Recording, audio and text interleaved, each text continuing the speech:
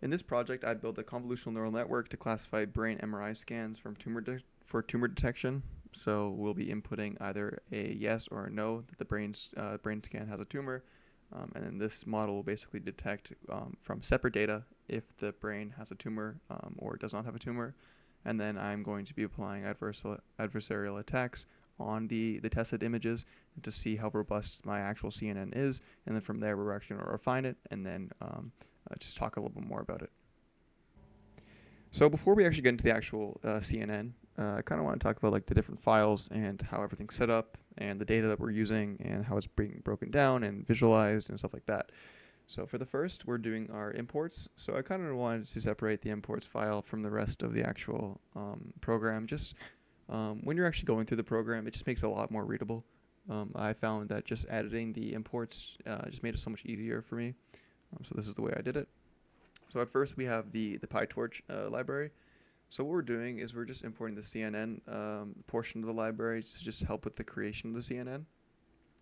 We then use Torch Vision. So this is going to help us with importing the data sets and using the transforms. So the transforms allow us to change like the grayscale imaging as well as to resize the images. And then we're just going to convert it to a tensor. So we're able to manipulate through the attack.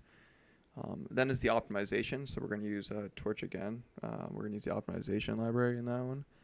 And then that's just for the optimization for the loss function. So over here, I'm just going to get a little bit more into the code. We calculate the loss function. So this is the cross entropy loss. And this is just determining the loss after each image is actually recognized.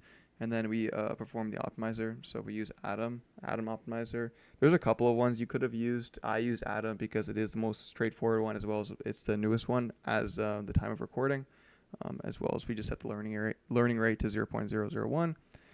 So we want somewhat accurate results, but we also want it to reload the actual data properly and kind of go through the entire data set, understanding each image properly before it actually moves on to the next image. In terms of the math, we use matplotlib for the actually plotting the output of the images. So something that I wanted to incorporate was just being able to see the images when they're actually outputted. So this is when the model's training. So it'll get trained on the images, and then it'll just output 3 or 4 images from the training set. And then it uses matplotlib in the actual attack to, I just want to see the attack. So I'll show you later in the video the attack being done and then the distortion on the image.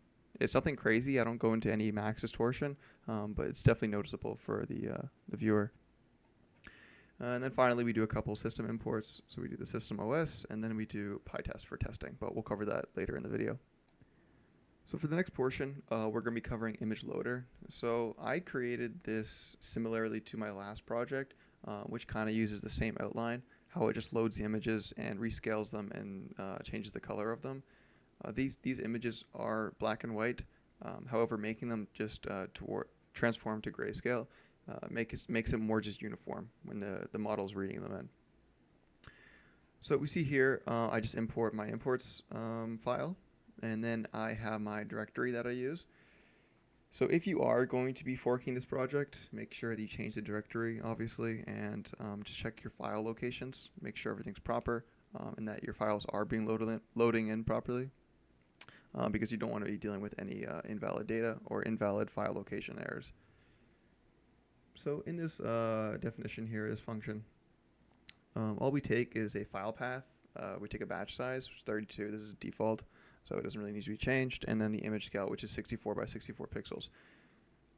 So for why I chose 64 is obviously the amount of images we'll be loading into the model for training.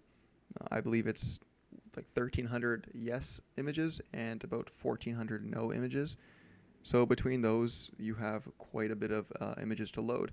It just helps the model for training not to deal with large amounts of data. It still is a large amount of data, but just makes it easier to convert the data into the CNN.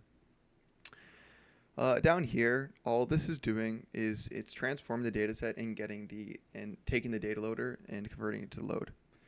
So what this does is it basically labels each image for the model to test on. So it's going to classify it in 2 parts. So it's going to load the actual image. So it's going to give the image itself and then its classifications that follow. So this dataset classes, it just returns the images either if it's a yes or if it's a no, respecting the image label. Okay, so now in the fun part of the actual CNN, so this is the creation of the CNN, right over here, as well as we do the training within the actual same file. What I found was it just makes it a lot easier dealing with the training as well as the actual CNN within the same file, just so you don't have to go back and forth manipulating the actual filters themselves, changing them, and then seeing the results in the actual training loop. It's all just done in one file and making it so much easier. So kind of diving deeper into the filters, we can cover the first one. So this is a kind of a simple CNN. It has 3 filters. It just has 2 convolutional layers, 2 normalization layers, and then 2 pooling layers. So for the first convolutional layer, all we're doing here is we're applying a 1 as the input size. So it's only taking a grayscale image. So the image can either be a 0 or a 1, determining if it's either a white or a black pixel. From then we apply 16 filters on the actual image. And so all this is going to do is it just detects the different patterns like edges, blobs, and corners within the actual image it's reading in. And then we apply a kernel size of 3. So all this is going to do, if we kind of visualize it over here, is let's just say this the image of the brain that has a tumor in it. The CNN convolutional layer will first apply the pixel lines over top of the image, and then from in here we are going to do the kernel size of 3. So that's going to apply a grid of 3 by 3 within the image, then looping over the normalization. So it's going to go left up to a padding of 1. So that's not going to have any padding. So let's just say we are moving down the image like a normal convolutional would view the image. When we reach the end, because we aren't going exactly within 3s, we're going to end with the pixel, the kernel kind of over the image, maybe 1 or 2 pixels within the actual current image, and then 1 or 2 outside. We apply no padding, just so, let's just say the image were the kernel to go on the very edge of the image. Then we're going to apply 0s as if the image was not there. So all the padding is equal to 1 means that if we go outside the image, it's just going to replace it with 0s, and then the system's kind of just going to ignore that. So for the next thing we're going to apply is actually the batch normalization. So what this does is it basically applies the 16 filters with 16 output channels. So it's going to shrink the pool roughly to 16 to 31 to 31. Basically, it just makes it, it reduces the spatial resolution, just making the image more recognizable for the actual model. So for the actual pooling layer, all this is going to do is this basically moves the kernel over. So this is the actual movement of the kernel. So if you could picture the kernel as like a 3 by 3 square is what we used. It's then going to do as a stride of 2, which is going to move 2 pixels to the right each iteration, and then apply that again. So it's then going to go through another convolutional layer. So it's going to take those 16 filters as an input here. So it's going to be now 16, and then it's going to convert it to 32 filters, apply the same 3 by 3 kernel with a padding of 1. And now since we are converting from a 16 to a 32, that obvious batch normalization has to become a 32. And then we apply the pooling layer with the same kernel size of 3 and the same stride, because we obviously want to be moving the same throughout the image. And in terms of the strides, why I included 2 instead of maybe 1 or 3 was because 2 was kind of like the nice medium I found. Dealing with these images, they are incredibly detailed in terms like the exterior of each image. It's very known if a brain has a tumor in it or not. So by applying a stride of 2, you kind of get the best of both worlds, meaning that you get good understanding of the image, as well as it's quick enough to where it's not slowing down when it's going through all the images. We then apply the sequential the part of this model here. We then just flatten the 3D feature to 1D. So all that's going to do is just converts it and ready to be checked for linearization. So when we do the linearization, we then call ReLU, and then we do the last linearization, converting it to the 2 classes. So all this is basically going to do is then going to convert the current image from its previous convolutional layer to the 64 pixels, and then it's going to convert it from the 64 pixels to the two distinguished classes, right? So it's going to take those two 64 pixels in, and then it's going to convert to the two outcomes, yes or no, if the brain has a tumor in or not. It's then going to apply a forward propagation. So this is just going to apply the forward pass, connecting all the layers from the clutch logits. So in theory, all this is doing is it's just kind of converting or combining the layers together, if that makes sense. So for these two parts here, they're kind of interchangeable. You don't need to use the atom optimization formula for this. However, what I found was using atom was just the easiest, as well as it is the newest as time of recording. So that's why I kind of used it. As well as for the loss function, we just calculate the loss, basically just filling in the rest of the parameters, the weights. So that's all what this is doing here. We then apply a learning rate of 0.001. So I found that applying this learning rate gave the best overall accuracy in determining the brain tumor scans. Obviously, you can increase the learning rate, just making it faster to read the image, but obviously making it less accurate. Finally, in the training loop, we kind of combine everything together here. So we obviously take the model in, and we take the data, and then the amount of epochs that we're going to be doing. So obviously the epochs is the amount of training loops we're going to do over the data set. So in this case, I believe I do 1 for testing. So in the actual training, I did 50. As you can see here, 50. But obviously for the testing, like my pi test, I change it to 1. So when you are going to be forking this, or if you do fork it, just make sure you change it to 50 if you want the most accurate results. So it's going to loop from the epoch and range of epoch. So it's going to go through each, the data set one time in this case, but normally it would go through 50. Then it's going to calculate the loss. I wanted to calculate the loss just to see the current accuracy being or getting smaller, or the actual model being fit for the data.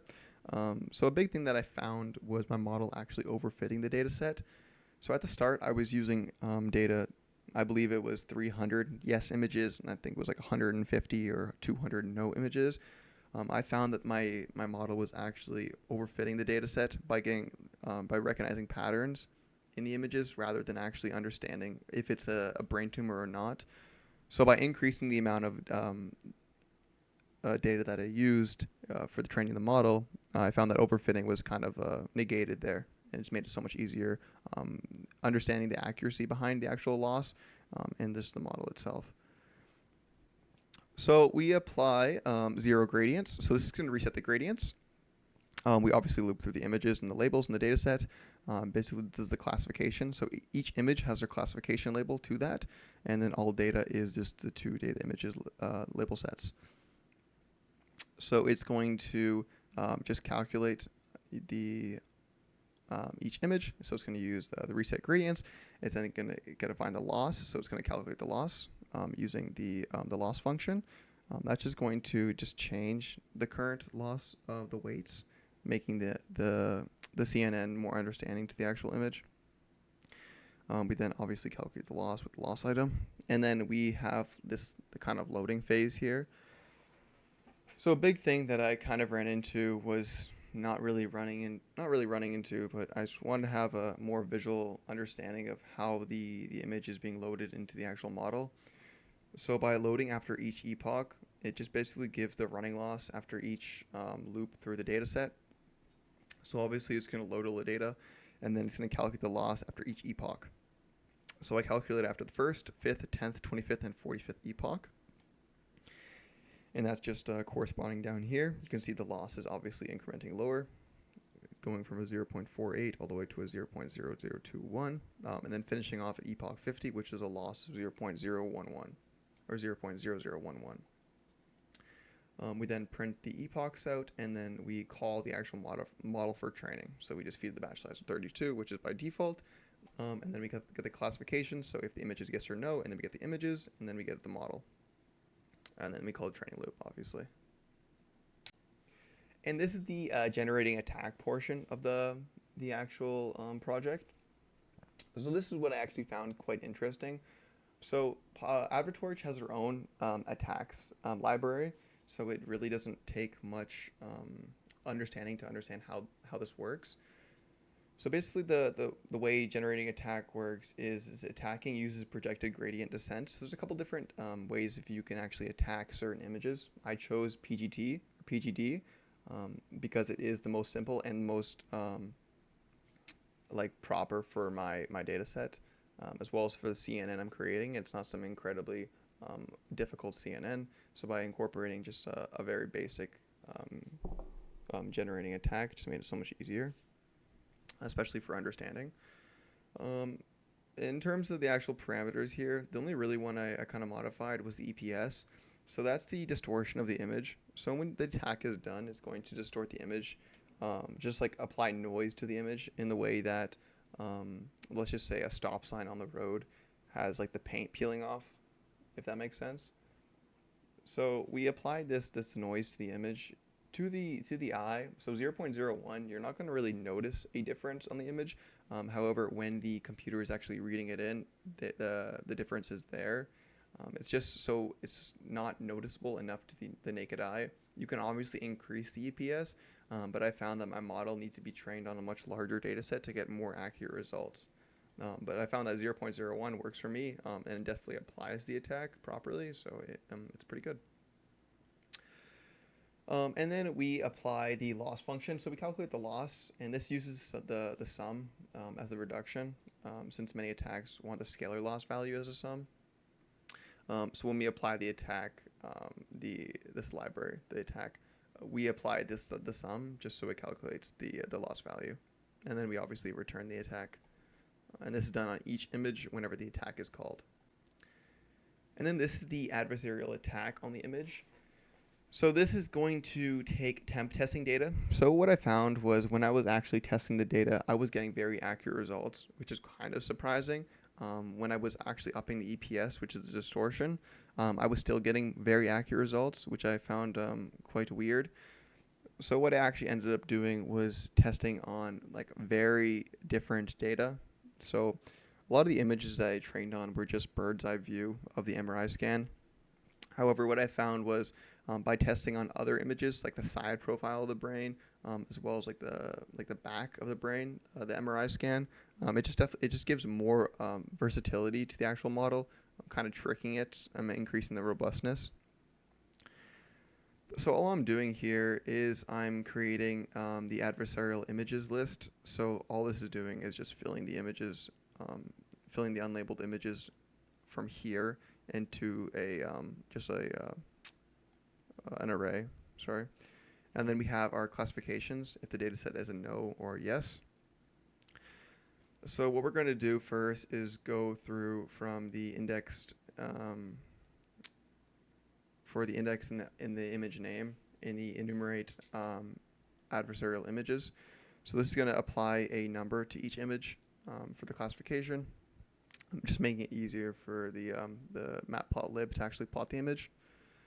Then we are going to do the attack. So we're going to generate the attack from the model. So obviously we created the model from prior. Yep. So we're going to create the evaluation, and then we are going to apply the model on the generating attack on each attack. Then each attack needs an input tensor because these images aren't literal images; they're tensor images, which is just like an array or matrix array or something. So we are going to apply these images on to the input tensor, and then we are going to get an adversarial input tensor. Then what I'm doing here is I'm checking the difference. So all this is doing, I'll kind of show you guys here, is we are calculating the difference between the adversarial tensor and the input tensor. So I don't print it down here, but the difference should be the EPS. So the big thing that we're trying to figure out here is the image applying the adversarial tensor on the image, or is it just something else happening in the back end that we don't see in the images not being attacked on? So just doing this here just made it so that I could see the difference in the EPS, making sure the image was being attacked properly, because the EPS being very low, it's not really noticeable to the human eye. So just applying that difference made it just so much easier to understand. Then we apply the prediction label. So this prediction label is basically the difference between if the image is a classification is classified as a yes or a no.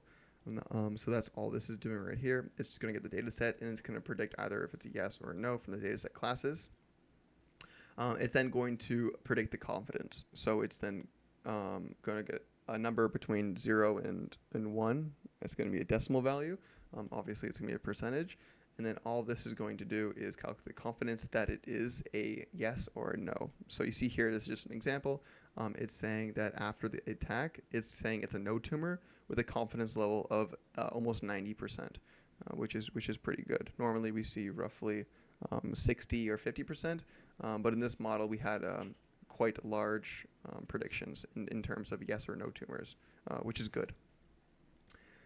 Finally, right here, I kind of uncommented it out, but this is just for testing on the adversarial images. So one thing that I did was I actually trained the model on the attacked images. So I would attack the image and then train the model on the images to kind of give a better understanding to the adversarial images, just increasing the robustness of the actual model. And then down here, I'm just plotting each image, and then I'm basically just giving their corresponding confidence and prediction to each image. So down here, we're saying, here, let's pull up one real quick. So adversarial guess, it's saying that it was 100% certain that this is a tumor after the attack was given, which is obviously true. And this one up here, it has a 99.5% of guessing that it's not a tumor after the attack was given. Okay, so something down here or here, so we got it wrong. So this obviously is going to happen in CNN creation and image recognition, but this is good because it means that our model is being fooled by the attack. I believe I tested it and it was 66%. So from every 3 images, 2 images were guessed right and 1 image was guessed wrong after the attack was present. So in this case, it was guessing that this is not a tumor, but obviously there is a tumor in here, and it guessed it as almost 82% certain that it's not a tumor, which is obviously wrong, but that's fine. That's what we expected. So finally, on the last file, I kind of wanted to kind of cover a little bit more in depth is the actual testing done in the actual CNN. So kind of learning more into PyTest, I wanted to basically test the main functionalities of the CNN. So this could be the imports, dependencies. I covered them over here. So the valid file paths, valid images, valid CNN creation. So I also check the parameters. So valid parameters are input, so the valid filters are used. As well as I check the forward propagation, check the training loop, the generating attack, and the actual adversarial attack. So for the testing, it kind of follows a very basic approach. What I'm doing is I'm just doing a typical try-catch exception, and I'm asserting if it's true, if it doesn't get thrown an exception. Otherwise, I'm saying that it's false, and it's going to assert false, meaning the test failed. On the first test, we were just doing testing for imports, so obviously you're just going to test all the imports. If an import's true, then it'll say imports worked. For the next, we're testing the dependencies. So we're testing to make sure all the packages and libraries are installed properly. So the required ones that we use is NumPy, AdverTorch, TorchVision, Torch, and Matplotlib. Very basic libraries. And then we're just going to check for each package in the required dependencies. We're going to test if the module can actually be packed properly. And if it can, we are going to just assert that it's true, meaning the package was properly installed. Otherwise, it'll assert false, making the test false. For the next test, we are testing the valid file path. So this shouldn't really have any issue of not working as long as your file path is properly done. By just giving it the temporary file path where you can see that it asserts true if the file path was found. Otherwise, if you get a runtime error, then it'll say the file path is invalid. So for the testing the images, it's just going to test on test temp data. So in here, this file folder, I believe it's 2 or 3 files. It's just going to read in, and then it's just going to check in the images, making sure that the images can get resized properly. And if they can, it just checks the shape of them, making sure that it is a grayscale, making sure that it's that 1, and then 64 by 64 pixels in the dimensions. So for the actual CNN creation, this is a pretty straightforward test. All we're doing here is we're just creating a blank model. making sure the model can be created properly. We're checking the layers of the CNN. So previously we actually imported the 2D convolutional layer, the batch normalizational layer, and the pooling layer. Excuse me. And then we are going to then go through each layer and make sure it matches up properly. And then we are going to check the other parts of the actual model training. So the flattening, the linearization, the ReLU, and the other linearization layer, as well as we're checking the forward propagation. Down here is the forward pass. So this is going to create a blank model. It's then going to apply just the image filters. So it's going to apply a 1 because it's a batch size 1, which is just grayscale. It's then going to apply the 64 by 64 pixels. And then it's going to make sure that the shape got passed out is 1, 2, meaning that the forward pass was done properly, verifying that this output would be returned true. So finally, on the last 3 tests here, these are all kind of similar. So all we're doing is we're testing the training loop, we're generating the attack, and we're testing the adversarial attack. So over here, first, we're testing the training loop. So all this is going to do is test the model. So it's going to train the model on temp data. And the temp data, I believe it's 3 images with an epoch of 1. So obviously, the image isn't really training incredibly hard. However, I just wanted to pass the images through the model just so we actually don't get any errors or any unexpected issues that we run into further down the line. We obviously test with an epoch of 1, obviously, and their device's CPU. So for the generating attack portion, obviously we apply the model. So that's just going to create the model. We then just have a temp input. So it's just going to create a temp input of an image, 64 by 64, which is a batch normalization of 1, meaning just grayscale. And then we are going to try the attack on the image, which is just going to take the image, which is the trained model. So the model is being trained on the image. The model is going to be attacked. And then once the attack is given, then it'll assert true. Otherwise, if the attack ran into any issues, runtime error, exception errors, it'll be caught, and then it'll return false. So for a final test that we're doing is an adversarial attack on the image. So we just call the main attack. If the main attack can be called, meaning that over here, I'll just kind of go over to it. So if this main attack can be called, meaning there won't be any issues in the actual main attack, we can then return true. So we assert true, the attack worked, and the outputs are shown down here. However, if it did obviously run into any other issues, it would then be caught and then return false. So finally, since we kind of wrapped up this entire project, some things that I would like to just kind of explain to you guys is something that I would definitely change in the future if I were to be going over this again. So the big thing that I kind of ran into was dealing with data. So actually importing the data was a big thing that I ran into, making sure the image was being rescaled and converted to the grayscale properly, as well as to the tensor. Because in my previous project, I hadn't really run into any crazy issues just because the model was very simple as opposed to the CNN, which obviously takes a little bit more understanding to kind of understand how it works. But yeah, I love doing this project. It definitely gave me a lot of understanding into CNNs and convolutional neural networks, and something that I can definitely apply into my future programming and my future projects.